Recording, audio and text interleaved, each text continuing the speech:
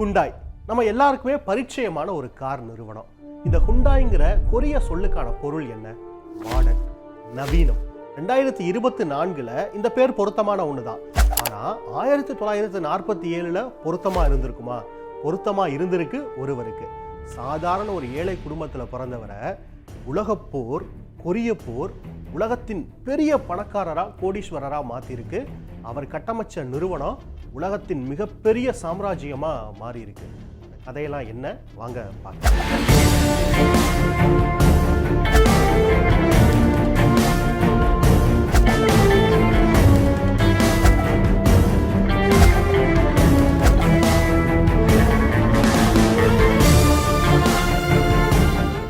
ஆயிரத்தி 1915 கொரியால இப்ப இருக்கக்கூடிய வடகொரியால பிறக்கிறாரு சுங் ஜூங் யுங். இனி அவரை இந்த தொகுப்பு முழுக்க யுங் அப்படின்னே நான் குறிப்பிடுறேன். அவர் வீட்டில் மொத்தம் 7 குழந்தைங்க. அவருக்கு முன்பு பிறந்தவங்க 6 பேர். 16 வயது வரைக்கும் தான் அவரால் கல்வி படிக்க முடியுது. அதுக்கு மேலே படிக்கிறதுக்கு வசதி இல்லை. அப்பாவோட சேர்ந்து குடும்பத்தின் தொழிலான விவசாயத்தை கவனிக்கிறாரு. அதில் இருக்கக்கூடிய வேளாண் விளைபொருட்களை வச்சு சின்ன சின்ன கடைகள்லாம் நடத்துகிறாங்க. அதுவும் சரியாக ஒர்க் அவுட் ஆகலை. ஒரு மெக்கானிக்கல் கடையிலையும் வேலை பார்க்குறாரு. மெக்கானிக்கல் தொழில்நுட்பங்களை கற்றுக்கிறாரு. அங்கே ஒர்க் பண்ணிக்கிட்டு இருக்கும்போது தான் நம்ம ஏன் ஒரு நிறுவனத்தை ஆரம்பிக்கக்கூடாது அப்படிங்கிற ஒரு யோசனை அவருக்கு வருது. 1947 ஹுண்டாய் இன்ஜினியரிங் அண்ட் கன்ஸ்ட்ரக்ஷன் அப்படிங்கிற ஒரு நிறுவனத்தை யுங் தொடங்குறாரு. 1947 தொடங்கின 3 வருஷத்தில் கொரியாவில் விழுகுது போர். கொரிய போர் அப்படிங்கிறது உங்கள் எல்லாருக்குமே தெரியும். கொரியாவில் எந்த அளவுக்கு பிளவு உருவாக்குச்சு. வடகொரியா, தென்கொரியான்னு பிரிஞ்சு போனாங்க. அந்த போரில் அப்போ தான் தொழிலை தொடங்குறாரு. 3 வருஷத்தில் போர். 1950 53 என்ன செய்யறதுனே தெரியலை. அப்படிங்கிற சூழலில் போரும் ஒரு கட்டத்தில் முடிவுக்கு வருது. போர் முடிவடைந்த உடனேயும் அவர் மீது வசந்த காற்று வீச ஆரம்பிக்குது. அவருடைய நிறுவனத்துக்கு எதிர்பார்க்காத அளவுக்கான ஆர்டர்ஸ் வர ஆரம்பிக்குது. கொரியாவை மறுகட்டமைப்பு செய்வதற்கான வாய்ப்பு, அந்த ஆர்டர்ஸ்லாம் அவரை நோக்கி வருது. அவருடைய இன்ஜினியரிங் அண்ட் கன்ஸ்ட்ரக்ஷன் அப்படிங்கிற அந்த கம்பெனிக்கு. கொரிய போர் முடிஞ்சோனையும் வடகொரியாவுக்கு சோவியத் யூனியன், சீனா மாதிரியான நாடுகள் தங்களுடைய செங்கொடிய ஆதரவாக கொடுக்க, மறுபுறம் தென்கொரியாவுக்கு அமெரிக்கா உள்ளிட்ட மேற்கத்திய நாடுகள் ஆதரவு கரம் நீட்டுறாங்க. இது போதாதா ஒரு முதலாளியாக உருவாகிறாரு யுங். அமெரிக்காவினுடைய நிறுவனங்கள், மேற்கத்திய நாடுகளின் இராணுவங்கள்லாம் யுங்குக்கு ஆர்டர்ஸ் கொடுக்க ஆரம்பிக்கிறாங்க. அவங்கள்ட்டேருந்து நிறைய ஆர்டர்ஸ் யுங் எடுக்க ஆரம்பிக்கிறாரு. அவருடைய நிறுவனம் கன்ஸ்ட்ரக்ஷன்லையும் இன்ஜினியரிங் ப்ராடக்ட்ஸை உற்பத்தி பண்ணுறதுலையும் மெல்ல மெல்ல மெல்ல மெல்ல வளர ஆரம்பிக்குது. தென்கொரியாவும் ஒரு புறம் வளர ஆரம்பிக்கிறாரு, இங்கும் சேர்த்து வளர ஆரம்பிக்கிறாரு. சரியாக 1964 அவருக்கு இந்த நிறுவனத்தை இன்னும் பெருசாக்கணும் அப்படின்னு தோணுது. உற்பத்தி துறையும் உலகம் முழுக்க, குறிப்பாக மேற்கத்திய நாடுகளில், ஐரோப்பாவில் உற்பத்தி துறை பிரம்மாண்டமாக வளர்ச்சி அடையுது. எந்திரவியல் துறையும் வளர்ச்சி அடையுது. கார் உற்பத்தியும் மேற்கத்திய நாடுகளில் களை கட்ட தொடங்குது. நம்ம அதை இங்கே பண்ணி பார்க்கணும் அப்படின்னு 1964 கார் உற்பத்தி செய்ய தொடங்குறாரு யுங். ஹுண்டாய் மோட்டார்ஸ் அப்படிங்கிற ஒரு நிறுவனத்தை உருவாக்கி 1964 தான் அவர் கார் உற்பத்திக்கே வர்றாரு. அதுக்கு முன்பு வரைக்கும் ஹுண்டாய்ங்கிற நிறுவனம் இன்ஜினியரிங் தொடர்பான வேலைகளையும் கன்ஸ்ட்ரக்ஷன் ஓரியன்டான சிவில் வேலைகளையும் செய்யக்கூடிய ஒரு நிறுவனமாக தான் இருந்துச்சு. 1964 ஃபோர்டு நிறுவனத்தோட ஏற்கனவே இருந்த அமெரிக்க தொடர்பு, அந்த அமெரிக்கன் தொடர்போட இந்த ஃபோர்டு நிறுவனத்தின் மூலமாக அவர் ஒரு காரை உருவாக்குறாரு. அந்த கார் ஃபோர்டு காராக தான் அறியப்படுது. அங்கிருந்து 1974 சரியாக 8 வருஷத்துக்குள்ள கொரிய மக்கள் தங்கள் நாட்டினுடைய முதல் காரை பயன்படுத்த தொடங்குறாங்க.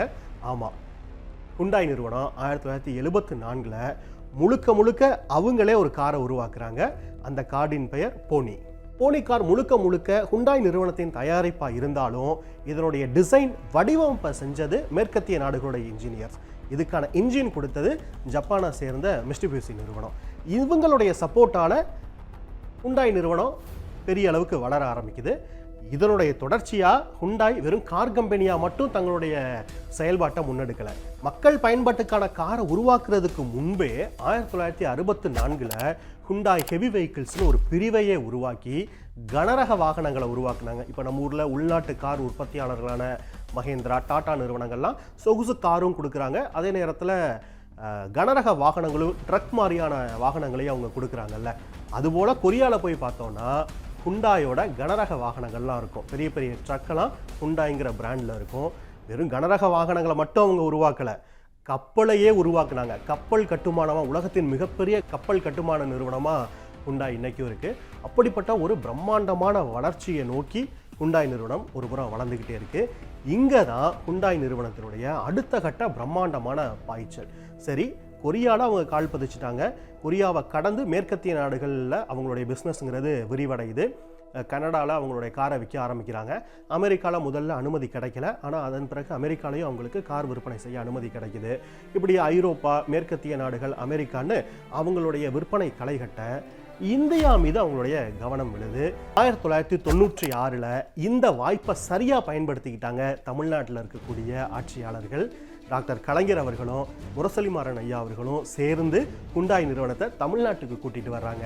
சென்னையில் இருங்காட்டுக்கோட்டைக்கு அருகில் 500 ஏக்கர் பரப்பளவில் ஹுண்டாய் மோட்டார்ஸ் நிறுவனம் தங்களுடைய காலை பதிக்கிறாங்க. இந்த ஹுண்டாய் தான் தமிழ்நாட்டினுடைய முதல் கார் உற்பத்தியாளர் அப்படிங்கிற பெருமை அவங்களுக்கு உண்டு. சரியாக அங்கிருந்து 2வது வருஷம் 1998 தன்னுடைய ப்ரொடக்ஷனை தொடங்குறாங்க. அங்கிருந்து கிட்டத்தட்ட 20 வருஷம் கடந்துருச்சு. அவங்களுடைய ஆலை பிரம்மாண்டமாக வளர்ந்துருக்கு. ஆலை பிரம்மாண்டமாக வளர்ந்தது மட்டும் கிடையாது, தமிழ்நாட்டுடைய பொருளாதார முன்னேற்றத்துக்கு ஹுண்டாயினுடைய பங்களிப்பு அபரிமிதமான ஒன்று. 1996 கலைஞர் அவர்கள் தொடங்கி வச்சதுலேருந்து 2024 வரைக்கும் பல கோடி ரூபாயை இன்வெஸ்ட் பண்ணியிருக்காங்க.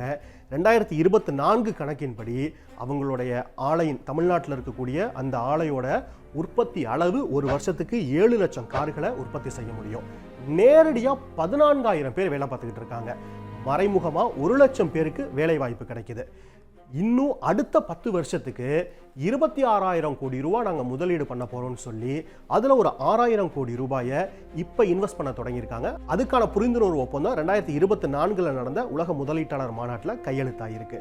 இப்படி தமிழ்நாட்டுடைய பொருளாதார வளர்ச்சிக்கு ஹுண்டாய் நிறுவனம், எங்கேயோ கொரியாவில் தொடங்கின ஒரு ஹுண்டாய் நிறுவனம் பல 10 ஆண்டுகளை கடந்து இப்போ ஒரு மிகப்பெரிய பங்களிப்பை கொடுத்துக்கிட்டு இருக்கு. இதெல்லாம் அந்த நிறுவனத்தினுடைய கதை. அது ரொம்ப சுவாரஸ்யமான ஒன்று இருக்குது. அந்த ஹுண்டாய் நிறுவனத்தினுடைய லோகோ ஹெச்ன்னு இருக்குல்ல, அதை எதை குறிக்குது? ஒரு பகுதி, ஹெச்சோட ஒரு பகுதி ஹுண்டாய் நிறுவனத்தை நேரடியாக அவங்கள ரெப்ரசன்ட் பண்ணுது. இன்னொரு புறம் இருக்குல்ல, அந்த பாகம் வாடிக்கையாளர்கள், ரொம்ப சாட்டிஸ்ஃபைங்கான வாடிக்கையாளர்களும் அந்த ஹுண்டாய் நிறுவனமும் கைகுலுக்கிக் கொள்வது போல நாங்கள் இந்த லோகோவை உருவாக்கியிருக்கோம்.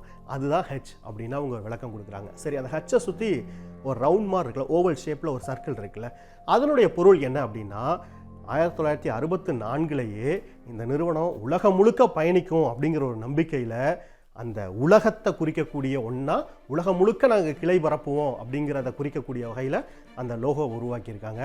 அவங்க நம்பினது போலவே 193 நாடுகளில் ஹுண்டாய் நிறுவனம் கிளை பரப்பி இருக்கு.